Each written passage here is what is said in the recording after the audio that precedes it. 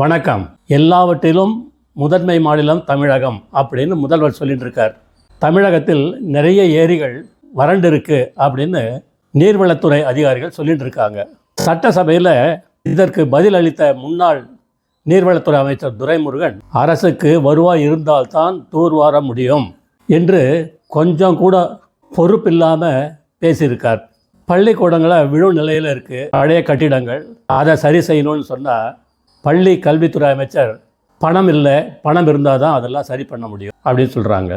அமைச்சர் வேலு அவர்கள் பேசும்போது, முட்டுக்காட்டில் 525 கோடி ரூபாயில் பன்னாட்டு அரங்கம் 2025 கடைசிக்குள் முடிக்கப்படும் அப்படின்னு சொல்லியிருக்கார். சரிங்க, இந்த வீண் செலவுக்கு எப்படி பணம் கிடைச்சது? கருணாநிதிக்கு கோடிக்கணக்கான ரூபாயில் பேனா சின்னம், சிலை அமைக்க பணம், அதுக்கு மட்டும் இருக்கிறது. தூர்வார பள்ளிக்கூடம் சரி செய்ய பணம் இல்லையா? ஆமாங்க, இன்னும் எத்தனை காலம்தான் நீங்கள் உங்களுக்கு ஓட்டு போட்ட தமிழக மக்களை ஏமாற்றப் போகிறீர்கள்? ஜெய்ஹிந்த்.